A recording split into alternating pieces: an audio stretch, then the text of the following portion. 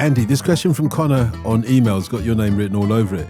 Was Jobe Bellingham right to move to Borussia Dortmund given his limited game time, off-pitch controversy and the likelihood that he would have played regular Premier League football had he stayed at Sunderland?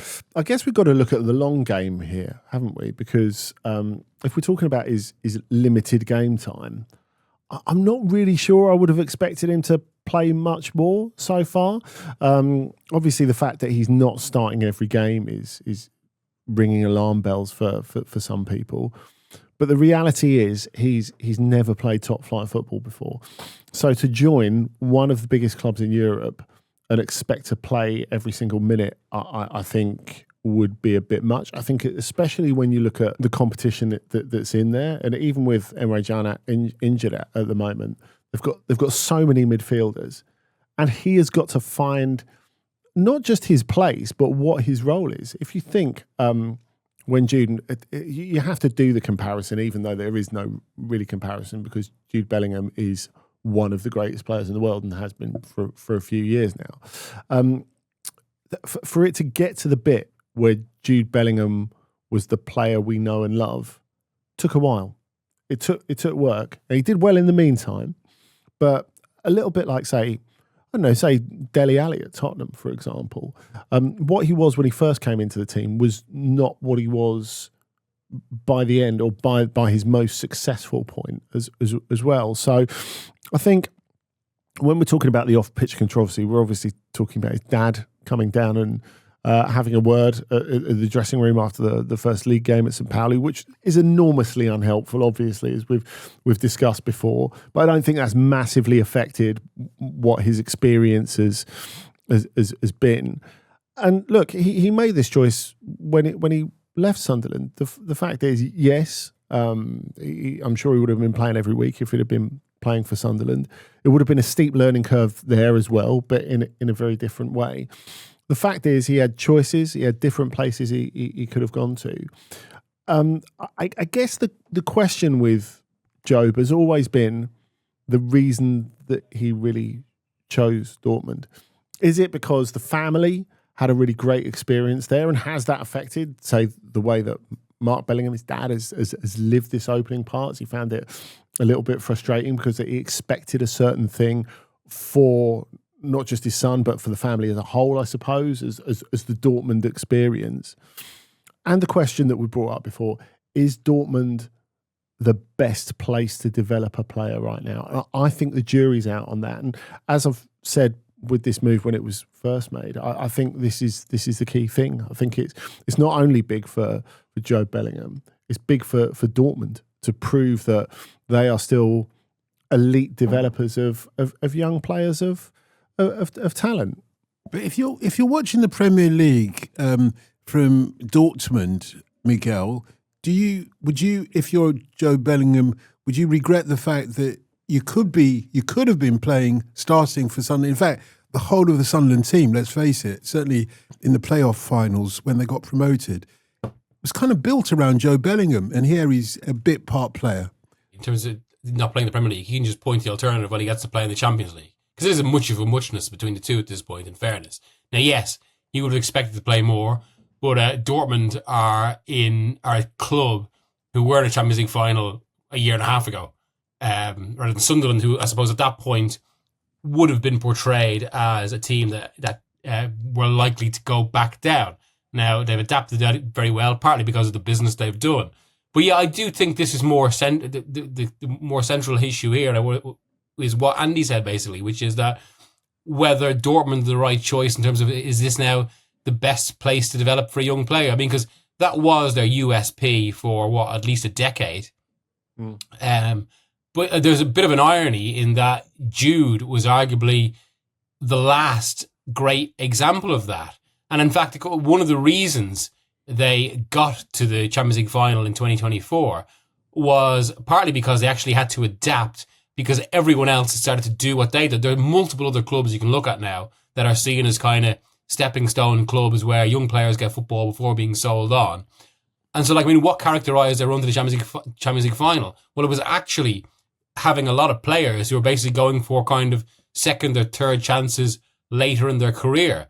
And I think this is going to be something we increasingly see in the transfer market, especially as so many of the big clubs as well now are honing in on younger talent, that clubs that used to be like this, Sevilla are another example, and Dortmund being the most prominent example, they have to adapt and kind of change their market. And it's because of all of that suddenly there are many more variables to this than basically just, Bellingham has chosen or Jobe has chosen a club that brings true youth, because now there are more factors to it.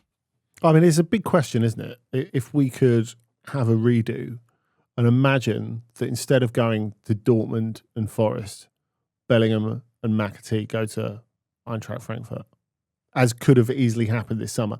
Like, how different do they look, and how different does the Bundesliga look? I think it'd be interesting. Thank you for throwing that mix in. This question, Miguel, has not got your name written all over it, but I think it's for you. From Jack on email, is changing the October international break a positive or a negative move for clubs? Oh my goodness, we'll be here all day. I mean, first off, it's gonna mean clubs have their players away for a longer amount of time, but that might suit them more than the current situation, because I think no one is really happy that just as the season starts to get into a groove, find the rhythm, players get fit, crucially. So from speaking to like fitness and conditioning people at clubs, they would say with the way the modern game works now, it's not until the September international break that players actually get in tune. And of course now that happens, and what immediately happens afterwards? Well, you've got another international break in October. And the current system, which is September, October, November, it does feel a hangover from a calendar or from norms that we no longer see so much in football, especially with the way the expansion of the Champions League has now changed the very dynamic of the calendar. I mean, because it used to be, of course, it was only domestic football, basically from early December to, well, sometimes it used to be early March. This is obviously all gone now. And within all that, it just doesn't feel like the September, October, November thing works. So I think it does make sense to try something else. And the clubs, at the very least, would also favour something else. It might be to the benefit of international sides, because suddenly coaches have much more time with their players. In fact, there's almost an element of rugby for it, and that suddenly like the club game breaks and like players go away to camps that are longer than a week. It might take a bit more adjustment from fans, I have to say. To underline it, you will have a break from 20th of September to 10th of October. So that's basically a 3-week break, just to underline it for those who aren't familiar with it. So instead of having a September and an October break, you just have that one, and 4 games are being played instead of 2 in that time. Now, look, I think there's a lot to recommend it, as Miguel says, in terms of lesser disruption, lesser travel, which is absolutely huge for players, I think, as well as environmentally responsible, obviously. I guess the thing is, though, it's happening quite close to the beginning of the season all over again. So, I don't know, if it was in October, I think it would feel a little bit more sellable to me. Whether with Champions League, that's not really possible. I don't know. But I think the most frustrating things, certainly from a supporter's perspective, is that the season starts, the transfer window shuts, and then all your new players are off. And all your other players are off as well. So I think you're going to have that, and it's going to be something that's accentuated, because obviously they don't come back for 3 weeks. I guess the other thing is, in terms of integrating new signings, is something that's going to be quite difficult and quite stressful for a lot of clubs, I think. Because say if you get a player on deadline or just before deadline, already he's missed pre-season with your club. You really want to integrate him. You really want to work with him really closely. He probably holds up the shirt, and then he's straight on the plane off to wherever he is. Now, we saw this with, say, Johan Wissa, who signed for Newcastle right at the end, and then goes off, gets injured on international duty, and they're not seeing him till November. Now, that's what I mean about causing stress to clubs. So it's not just integration, it's being able to monitor the fitness of players, especially when they've been involved in protracted transfers, who they haven't really had a proper pre-season, and they'll want to be, their new clubs will want to monitor them very closely and make sure they're fit and ready, not just integrating, but actually have a good level of base fitness to get them through the season. And there's that feeling, going back to what we were talking about in the main show yesterday, about Hansi Flick feeling the players weren't being correctly looked after. I think that will only increase. If we're talking about those club versus country clashes, I think this increased international break, or this enlarged international break, is set up to make those clashes more prolific and more explosive. Here's a question from Seamus on X. Miguel, see if you fancy this one. After a quiet start in Serie A, is Jonathan David another example of just how poor Juventus are at integrating their forwards? And they've got history in this. You know, if you go back to the likes of Dusan Vlahovic, most recently, perhaps, of taking their time, or at least their strikers not kicking off straight away as soon as they've been signed. Yeah, I mean, it's only 2 weeks ago since we were speaking about how Vlahovic has finally found his lease of life at Juventus. We're finally seeing the true player he should have been. And I wonder, I mean, there's obviously a bit of a tactical element here. There's also, I think, maybe more importantly, that this isn't players coming into the Juventus of 10 years ago, which was exactly this point, basically a machine, really. And in fact, they had so much churn of players over that period. It still sustained the same level. It even sustained the same level going from Conte to Allegri. Whereas a player like that, and especially given the onus on a forward, and that an onus on a forward at a club that has always, it's felt like a special position to the club. There's obviously a lot of players whose reputation they have to live up to. But it's not exactly been a stable environment. It's been, for at least half a decade now, Juventus have been a club trying to find their identity. And as soon as any major club have that issue, in the more isolated positions or the more demanding positions, that it's just much more exacting. It's much more difficult to kind of be absorbed into structure and do your job in the same way. There's more pressure, more expectation, amid more complications. And yeah, so I mean, I would say this is much more about where Juventus are right now than David himself. I guess that's the question, really. We don't really know, because this is a new era of Juventus. New recruitment policy, new structure in terms of the age profile of the squad. So I'm not sure if we can quite compare it to the Juventus that Vlahovic came into, where he started really well and then it wasn't sustainable. That was the problem. So you'd rather David start poorly and then gradually adapt. You'd rather it be the other way around. And there's no reason to assume that he won't do that. And I don't think we can prejudge the current Juventus setup and regime. But I guess the question really with Jonathan David, well, there are two. Firstly, he was a player who has been a very consistent goal scorer, at a great level in European football, and was good in the Champions League last season as well. He's only 25, so is the right age profile. But he was only ever the second choice of a lot of people.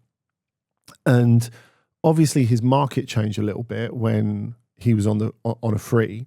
But before that, when Lille were asking for 35, 40, 50 million for him, he was never any elite club's first choice. He was always the backup to the first choice. And that's one of the reasons that a move never happened. And we've had so many questions over the years while asking, why is no one out there buying Jonathan David? Now, of course, he had a choice this summer, and that choice was Juventus. So I guess there are still questions of him in terms of absolute elite level, and can he make the starting position there his own? They brought Lois Openda in as well, so can they play together? when basically the bottom line is, and this is the second part, is Kenan Yildiz his team. It isn't anyone else's team but him. He's the sort of young Del Piero, and I thought you were going to say Young Turk. Oh, well, that too, but everything has to really work around him. So it's up to David to sort of adapt to him. Now, I wonder if, compared to previous seasons or previous recent seasons, Juventus have got so many options up there that almost makes it more difficult for David and Openda to adapt. And both David and Openda have got enviable records in European football in terms of goal scoring in recent years. But it kind of feels as if they're going to have to fit into a project rather than have the project work to fit them in, which is way different. Will they be given the time? Yeah, well, that's it. Actual time on the pitch. That's the question. They'll get time to flesh it out because they're both signings that have made significant financial investments in. I know Jonathan David was a free, in inverted commas, but it's never free, is it? Well, they'll have to pay his wages. So they need them both to work. But do they play or do they start consistently enough for that to be the case is the question. From Jason on Blue Sky, Ethan Mbappé scored in Lille's 1-1 draw with PSG. Beyond the family name, what does his performance and development so far tell us about his potential trajectory in top-level European football? Well, I mean, we mentioned Dortmund earlier in terms of the best possible, about an environment for young players. I think Lille is much more that than Dortmund. And I suppose, there's obviously an interesting dynamic here, given we've been talking about Joe, because, let's be fair, Ethan Mbappé has an even more famous surname, or a more famous brother that he'll always be compared against. And I think it's actually smart for him to go to a club that, Lille have been a very well-run club. They've recently been French champions, but it's not Dortmund. It doesn't have the same kind of grandeur as Dortmund. And within that, there's a lower expectation. And I think it's a sort of setting that we've seen so far, and that goals like this indicate, where Ethan Mbappé will be allowed to be Ethan Mbappé much more without the constant noise.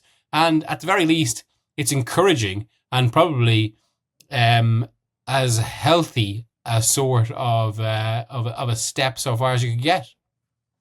I mean, it's interesting because he's not in there as a goal scorer. Obviously, his goals have caught the eye so far because he got that stoppage time winner against Toulouse, and then this equaliser against PSG, which is, heavy with meaning, not least because Big Brother was there in the crowd and trying to suppress a grin. Obviously, lots of people out there thought, he's smiling, he's laughing at PSG. Maybe he's just happy that his little brother scored. Maybe he's just pleased with him, because Ethan did say, actually, when he came off the pitch after scoring that goal against Toulouse, he said, the first message I got about 30 seconds after I scored was from my brother. And of course, he did the little tribute to him by doing the folded arms celebration and all the rest of it. But he's not this player. He is a more deeper lying sort of physical midfielder who's got himself into the box and scored two unbelievable finishes. These goals against Toulouse and PSG, they're absolutely expert finishes, which suggests he might have had some sort of mates rates coaching. But I think it's really good for him because he's had a rough time, and everyone's looking at it, and everyone was looking at that goal against PSG through the meaning of, the Mbappé family versus PSG, because of course Kylian still has that legal action ongoing against PSG. But what about Ethan himself? Because of course he's in the shadow of him in so many ways, and he really was a lot of the collateral damage of that move to Real Madrid, because he was good enough to be in their squad, he was good enough to play, and then as soon as Kylian's off, they're like, all right, cheerio then.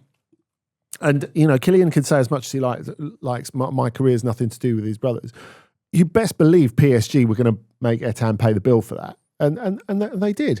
And he made a very good move, as Miguel said, to Lille, which has got a good record of developing players. You've got a head coach there in Bruno Genesio, who's got a great record of firstly being in the Lyon Academy and then developing and finding a pathway for those players into the first team, as he did with like Lacazette and Tolisso and Titi and players like that, players of substance. And then he picked up all these little injuries throughout the first season, which have held him up. So now he's getting his first little go. But I think to frame him next to his brother is even more foolhardy than to frame Jude and Jobe together, because I always say that, you know, Jude's a generational talent. We've got to be reasonable with Jobe and talk about gradual development. But it's funny, there was a recent documentary on French television about Kylian Mbappé and how he got where he did. And Ethan, who's quite a bit younger than him, he's 7 years younger than him, he's talking about it, and he was like, well, okay, Kylian was focused on being a pro player from when he was like 4 or 5 years old. You know, that's all he ever wanted to be. Whereas me, I just play for fun. And I just kind of drifted into the pro game. So the mentality's different, the playing style's different. But sometimes I think when you get players like that, in terms of his mentality, he reminds me a bit of Ilkay Gundogan, because Gundogan had that thought of, like, he loved playing football, he really enjoyed it, but he was probably 21 before he thinks, right, okay, I'm going to have a go at the top level now. Because he went off to college and studied, really smart guy. I don't think he ever thought, I'm an elite level footballer, until he's actually there. So, of course, that has a different effect on how things are. And because of the name Mbappé, we expect some sort of precocious side to him. I don't think this is necessarily the case. I think he's a slow burner who's in exactly the right place for him. I think I enjoyed both of those answers, actually. Can't wait to see more of him. This final one from Sammy on Instagram, Miguel. Could we get a tribute, please, to the legendary Jordi Alba after he recently announced his retirement? Yeah, I mean, I have to say I was at probably what remains the landmark moment of his career, and one of the best goals I've ever seen live, which was that opening goal, the second goal in the Euro 2012 final, which felt like the great, after a month where there'd been this debate over whether Spain were boring, about whether the kind of possession game was dull to watch or whether it was defensive, and they just ripped Italy open with that passing, and Jordi Alba running onto Xavi's pass to what looked like kind of a modern version of the Carlos Alberto goal for Brazil. And of course that came in a wider context as well, because Alba himself, he gave both Spain and Barcelona something that they didn't have from that side of the pitch. I think the left back was always seen as a player who kind of was almost an auxiliary centre-back and kind of anchoring the team, that necessarily played a high line and was quite expansive. And suddenly Alba, I mean, my great recollection for him is that goal distilled was him shredding up the left. And he had a good, 4 or 5 years where we were talking about a left back of a different standard, who also very much fitted the kind of the paradigm, the tactical paradigm of the game at that point. People didn't always see him in terms of the purely football aspect, because he probably became associated as well with some of the more, that Barcelona team could end up as quite spiky, especially as they got older. And he was very much part of that. He was also part of the group that ended up going to Inter Miami. Some people would call it a little clique from Barcelona, but he was part of that. But yeah, I mean, to me, the overriding memory will always be those in teams that there was an overt focus on possession. He was like lightning up the left, giving them a straight line amongst a lot of flat lines. Yeah, and I think when you look at the way he linked with the best players in that excellent Barcelona team, so the understanding he had with Messi and Busquets and Iniesta is of such a high technical level. We've talked a lot in this episode about player development, and I think he's a really good example of that you don't need to be the finished article at 17, 18. You know, it didn't work out for him at Barcelona initially, had to go to Valencia, started as a winger, almost a sort of Ashley Cole-esque journey, really. And that he found his place at left back, where he brought a whole attacking side and an attacking palette to it. So he really had to work to get his chance with Barcelona. And when he was there, he really grasped it with two hands as such a high technical level. And as Miguel says, you're a right pest as well. So in terms of that competitiveness, I think that really helped him get to the point he needed to be as a defender as well. Well, thank you for the good times, Jordi. It's now time for our game of the week. Each week we recommend a game for you to watch at the weekend, and just as importantly, we also suggest the food that you should be having with it. Miguel, do you want to go first? What are you going for this week as your game of the week? So yeah, I will go for Serbia-Albania on Saturday night. I suppose I'm a bit closer to this one, given one of my main jobs is covering England. So I went to Serbia and Belgrade for the first time last month and watched England destroy them. And obviously I saw England's win over Albania earlier in the group. And so while this game has the potential immediate consequence of sending England to the World Cup, they could confirm their place. Obviously, I mean, we can pretty much take that as given. This is much more interesting for, well, I mean, how I really should have started this. There's obviously a political climate to this game that does, I mean, it's inescapable. It infuses the football with all of that amped up by the fact this is really the two teams going for the playoff space in this group. It is, I mean, it should be one to watch for purely football terms, because it's going to be competitive. It's going to be two teams fighting for this place. One of them in Serbia have been surrounded by issues, especially regarding the coach, that again has fed into kind of a political discussion. It was something that came up around the England game because of his perceived proximity to the unpopular current president in Serbia. I mean, there's so many strands to this.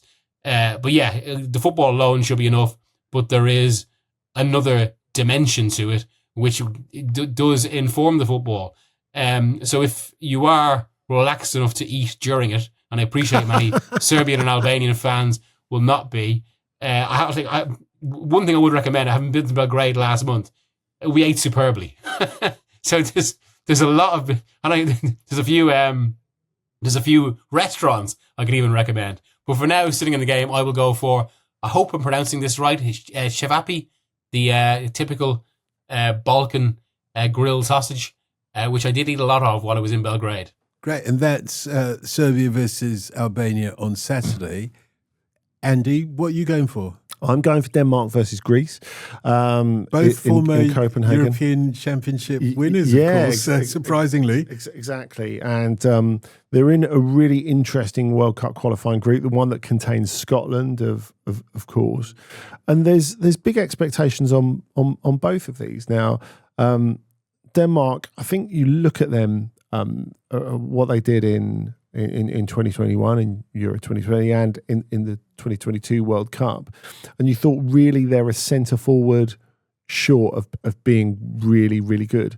And then it never quite happened. Now, of course, the difference now is he's left Manchester United. I want to say joined Napoli, but really it's left Manchester United. Rasmus Højlund all of a sudden looks dangerous between the posts again. So I think that's another thing to add to that. I think when we're looking at their squad as well, Victor Froholt has really come out of the blocks at Porto since arriving from Copenhagen. Still only a teenager, of course. He's going to be an absolute superstar going forward. And then you look at all the young players that Greece have. It's fascinating. We're heading into, I think, a golden age for Greek football as well. And when you think of, you talked about that European Championship winning side, and you think of it being like based on, experience and reliability, they're moving away from that now. And we're looking at, I think, potentially a really attractive Greece side for years to come. So I'm expecting a proper attacking type game. Look, if we're going to eat in Denmark, I'm obliged to mention, as I have before, that on the corner of the roads where you have Park and where you have the junction on the corner, there is a hot dog stand which does like unbelievable hot dogs, actually, unbelievable hot dogs. But also in that area, in that neighbourhood in Copenhagen, and I know you're going to like this, some great artisan ice cream. I mean, it did lead to, when I went there with my children when they were quite small, one of my children going back to school a couple of months later, and when he went into the classroom and that they were being asked what their favourite ice cream flavours were as part of some exercise, and people said, chocolate, strawberry. He outed himself as really middle class by going red dragon fruit. But I think that shows you just the sort of palette that is available. So look, I wanted to recommend something Greek. We are in Denmark. Maybe we'll have to do a Greece home game when we get to the next international window. I cannot resist saying that the dessert you've got to have when in Copenhagen or anywhere in Denmark is rødgrød med fløde, and that's only because they love it when English people try to pronounce it. Great. Thank you. Thank you for listening to Ask OTC. And if you'd like to ask a question yourself, you can contact us at any time at OTC Pod. You can also email us, otc@footballramble.com.